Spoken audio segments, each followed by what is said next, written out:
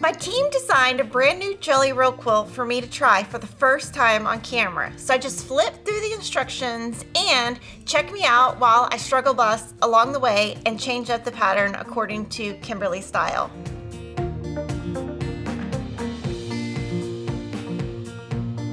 I'm Kimberly Jolly from Fat Quarter Shop, and if you love all things quilting, make sure to subscribe to my channel. So today I'm going to be making the Jelly Roll split strip quilt, and you're going to see why in a second. I'm going to take these two cute flower pot junior jelly rolls and make a quilt. You only need 36 strips, so you can either use 2 junior jelly rolls or 1 jelly roll. You're going to be using a Creative Grids 12.5-inch square ruler to trim down, and for your background you need 1 1/4 yards, and then just add a binding and backing, and let's get started. So let's tackle the split strip quilt by first doing 1 block. I do recommend you do this with any quilt. Just do 1 block first, figure out the kinks, and that way you can adjust your future blocks. So to make 1 block, you're going to start with 6 different strips. And what I tried to do here was do a variety of colors, a variety of prints. So for example, I didn't have 2 stripes or 2 polka dots. So just get 6 strips. Jelly roll strips, they're 2.5 inches wide. You need 1 2.5 by 20 inch rectangle, and you'll see that it doesn't have to be exactly 20 inches. As long as it's 20 inches or longer, the accuracy does need to be in the width here. And then you need 2 5-inch squares. So let's start with that. My first step is going to be to put my backgrounds aside and just sew these strips together into one big strip. And what I have found that works better is if you have your strips, rotate the salvages. So rotate where you have a white salvage, a green salvage, if that makes sense, because that's the different, it's like the different part of the bolt. So if you rotate where you have the salvages rotating, it should go together better. And what I'll do is we're just going to sew all 6 of these together real quick, and then we're going to press them. So I'm using a 1/4 inch foot here, and with this block you don't have to be 100% accurate. So just sew your strips really fast.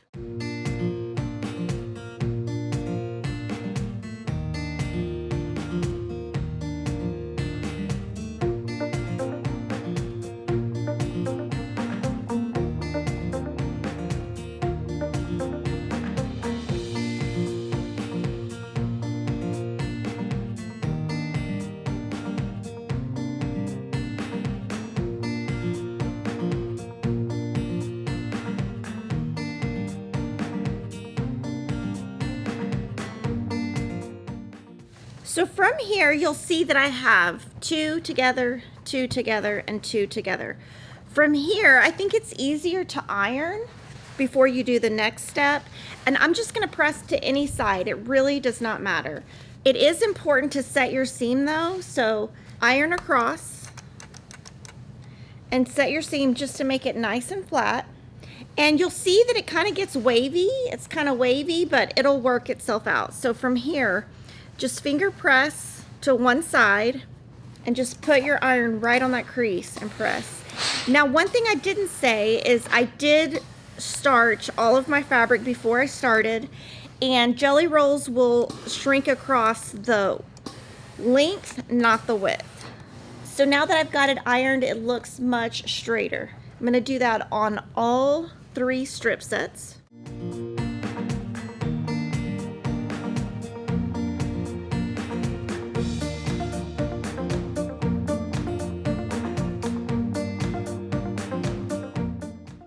And then from here, I'm just gonna go back to the sewing machine and sew these back together. And it doesn't matter which order you go in, and I'm just gonna sew these together to have one big strip of 6.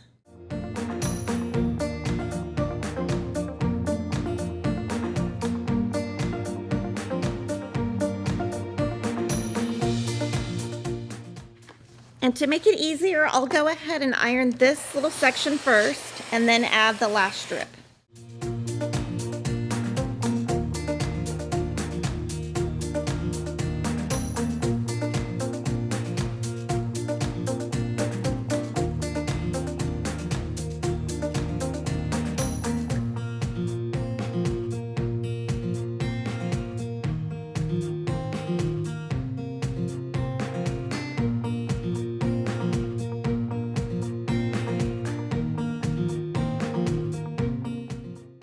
Now when you look to the back, you're gonna see my seams go all different directions, and that's totally fine. On the front, I just wanna make sure it's nice and ironed really nice and flat. So from here, we need a 12.5-inch square. So what I'm gonna do is just put a 12.5-inch square ruler on top. Today I'm using Creative Grids, and this should be 12.5, but you can see it's a little bit wider on both sides. It doesn't have to be exact, just kind of let it become 12.5 by cutting just a tiny bit off of the top and the bottom. And then you'll set this aside for future blocks.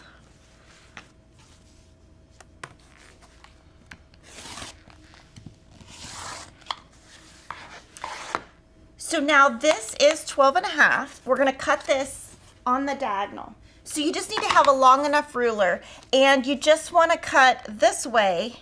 I guess if you cut, let me see, if you cut this way or this way, it's all the same. But what I'm going to do is put this where the tip of the ruler is at the top and the bottom of the ruler. So I want my ruler to touch the tips. Once I've done this, now all of these seams are biased. So it's gonna be very stretchy. And what we're gonna do is place this 2.5-inch strip in the center. And then we're gonna sew this down. So I'm just looking at the instructions. I've never done this before. So what we're gonna do is find the center of this strip and mark it. We're gonna find the center of this and mark it. And we're just gonna match the centers. Now you don't have to be this precise if you don't want to be, but see how I have the 2 creases? I'm gonna line these creases up, and I am going to pin. And remember, this is all bias. So it's best if you sew with the background on top and leave the bias underneath when you're sewing. And what we're gonna do is sew along this 1/4 inch, press, and then add the next side.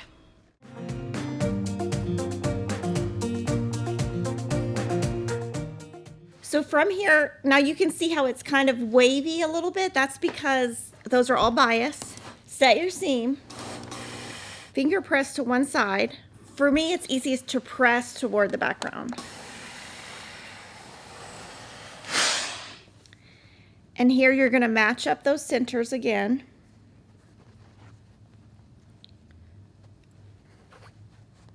And we're gonna be trimming this down, so it doesn't have to be perfect. And I've never made this block, so I'm sure I'll come up with some tips as I go to make the rest of the blocks. But from here, instead of sewing from the jelly rolls on top, it's best to sew with the backgrounds on top.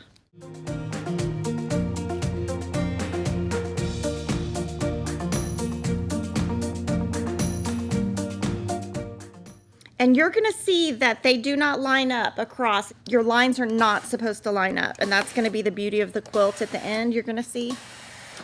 So now from here, we're gonna trim this down into 12.5. Now, if you wanna make it exact, you can just crease the center here, crease the center here, and then on my Creative Grids ruler, there's a line on the diagonal, so I'm gonna put that right there. And I'm just gonna cut somewhere in the center. Just, you know, leave an even amount around the edge. You could go this way or this way, it doesn't really matter, but I'm just gonna kind of center it a little bit.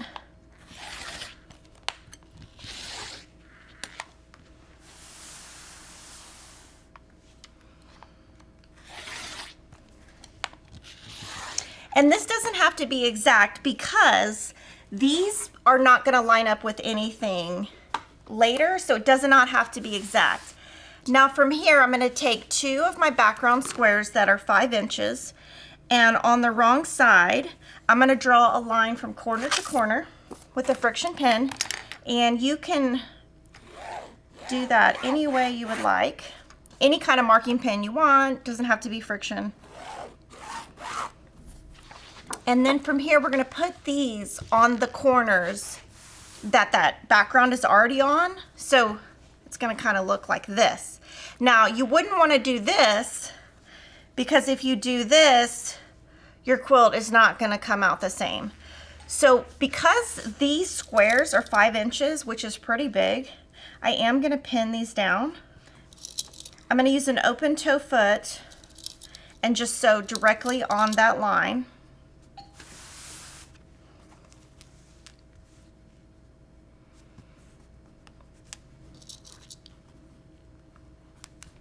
So let's go sew on the line.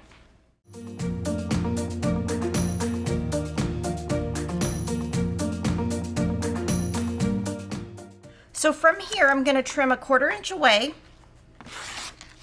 and I'm going to keep these, and I'm going to sew a seam there in a little bit. So this is how your block looks. I'm going to press it, but right before that, I'm going to sew this with a 1/4 inch seam and just see what this comes out to look like, and I might use that for pieces for the back of the quilt.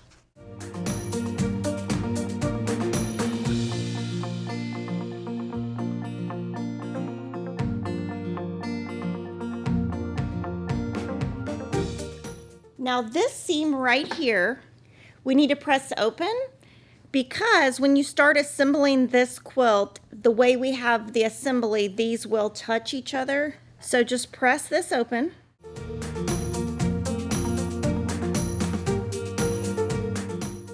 And then what I'm going to do is put clappers on that the seam that's pressed open, just so it can get really nice and flat.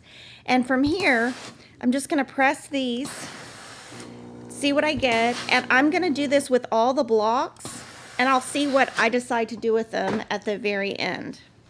So this is what one block looks like. And again, each block has 6 2.5 inch jelly roll strips, a 2.5 by 20 inch background, and 2 5-inch squares. For this quilt, I'm going to make 16 blocks. So to do that, you need a total of 36 2.5 inch strips, 16 2.5 by 20 inch rectangles, and a total of 32 5-inch squares. So what I'm going to do is I'm just going to keep sewing. I'm going to make all the blocks, and then we'll talk about the layout, and just keep these to the side, and we'll talk about those later. So at the beginning of this video, I totally said this was going to be a struggle bus of a quilt. I have no idea why I said that, but the plans for this quilt are gonna go awry in probably 20 minutes. So when I'm sewing this, what I was hoping to do was make the blocks exactly like I showed you at the beginning. So the first 12 minutes of this video are completely correct. If you follow what I'm doing now, I'll show you where I start making the mistake. But originally this quilt was supposed to be 4 blocks by 4 blocks. So if you want to still do that, that's great. You'll just follow the pattern the way I did it. But when I start cutting in a little bit, you'll see I make a mistake, and then we just change pivot directions and do something completely different, which is the beauty of these videos and me kind of doing stuff like I would at home, because we all make mistakes, right? So here my goal is I'm just sewing 2 strips together, right sides together, and I'm just doing enough to make 16 blocks. So that I just have them all together, and I'm just putting together, I haven't planned each block. What I'm doing here is just picking 2 random fabrics, alternating the direction of the selvages, and just sewing them together, because then once they're all sewn together, we'll press them, and you can just see it's pretty monotonous. And I think really, you know, I always say in these, whenever I'm sewing a quilt, I always encourage you guys to make 1 block first and then keep going. And if I would have taken my advice, everything would have been great. But on this one, I think I should have made like 2 or 3 blocks first to get used to it, because I just didn't realize the mistake I was about to make. So now what I've done is I've got everything sewn in pairs of 2. And so what you'll do here is just, you know, basically mass iron all of them together. And doing that just makes it go quicker. So figure out how many blocks you're going to make, and then just figure out how many strips you need, and then just make the sets of 2 and iron them. And just kind of do all of that and we'll move to the next step. So then once you have a big batch done, what you can do is just kind of lay them out on the table, figure out which 3 look good together, and just go from there and putting them together. So you can see when I started, I didn't start with planning, like master planning the entire block.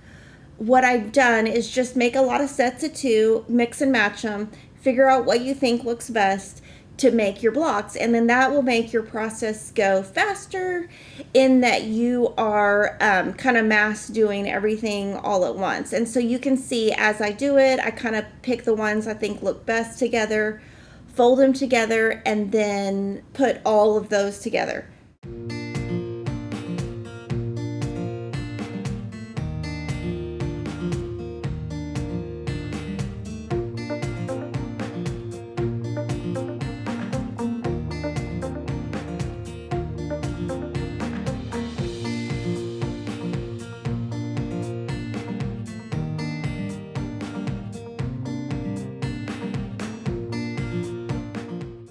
And so you can see I'm doing different, like 2 or 3 blocks at a time. And when I was at the ironing table, I kind of put them together into sections. So just keep doing that. Just keep everything together. And you can see I sewed strips of 2 and then turned strips of 2 into strips of 4, added another, and now I've got a strip of 6. And you're just going to do that until you have as many big, long strip sets of 6 that you need. And then from here, you're going to cut each of them down, each strip set, into 3 12.5-inch squares. And you're going to do that on as many as you need. And here I'm just doing another, I'm just moving to another block, doing another strip set. So just kind of breaking it up into different segments and then making blocks. Just kind of keep doing the same thing over and over and over. And then now we'll just kind of fast forward to when I get to where I start making the fatal mistake. Now we're getting to where I'm about to make the big mistake. But what I'm doing here is I've cut all my background up front. So figure out how many blocks you need and cut all your background pieces. And here I'm just going to be mass drawing the lines all at one time on the wrong side. So everything's going good still. We're just waiting until I start miscutting. So when you're cutting, you want to make sure that your strips are horizontal on the table when you cut on the diagonal. What I ended up doing is these first couple of blocks I do correctly, and then I'm just not thinking about it and I cut some incorrectly on the diagonal, and we'll show you some that are incorrect. But I don't realize this until all of my blocks are done. And what you'll see here is I kind of found that adding that background strip, it ended up being easier if I just started in the center and then went to the outside. That kind of ended up being a little bit easier and I was getting a better result doing that. So you can just see I'm just making the block, and that one's correct. And that one looks correct. And the funny thing is I made this whole thing until I realized, I finished everything, complete the blocks, everything, until I realized, oh, something doesn't look right. So if you do, you wouldn't be the first person ever to make I made 16 complete blocks before realizing I even made a mistake. So this is where I make the mistake, right there. So I cut from bottom right to top left, and that went the wrong direction. So right there, incorrect. Don't do it that way. When you're laying your block out, if it's horizontal, you want to cut from the bottom left to the top right. So there is the big, big boo-boo. And we're going to just skip ahead until we have all the blocks made, and then you'll see how I catch my mistake. So from here, I've got all my blocks, and I'm basically, now that I have that part of the block done, just go ahead and mass put on the corner squares, just making sure you put it on the end the stripe is at, and you'll just mass do that for as many blocks as you want, and then we'll go to laying it out. So even though I'm ironing all of these, I still haven't figured out that I made a mistake, and you can see clearly some are correct and some are not. And I still don't even realize it. And just remember to press those open. And I'm going to show you a little trick in a second where I use just a square ruler to clean up the edges. So basically you just put a square on that and then you just cut the edges, and that just makes it, you know, just a really pretty block. So let's just skip ahead to when I'm laying out my 4 blocks by 4 blocks, the original plan, and then I realize, oh my gosh, my stripes are going all the wrong way. And then from there, I kind of change course and come out with a different layout to where I end up with 2 table toppers and 1 table runner. So always remember, even if you make a mistake, make do with what you've done. So if you guys have been paying attention, you probably know that I totally messed this up. So what I was supposed to do was I was supposed to cut all of my squares this direction, which would yield this. So I did some like that, and then I did some like this, thinking it was the same, and that yields this. So I made some of the blocks this way, and I made some of the blocks this way. So now we have a change of plans, and instead of making one big quilt that goes together, I'm going to change it to make 2 table toppers and 1 table runner. And so that's what you can do when you make a mistake, just like me.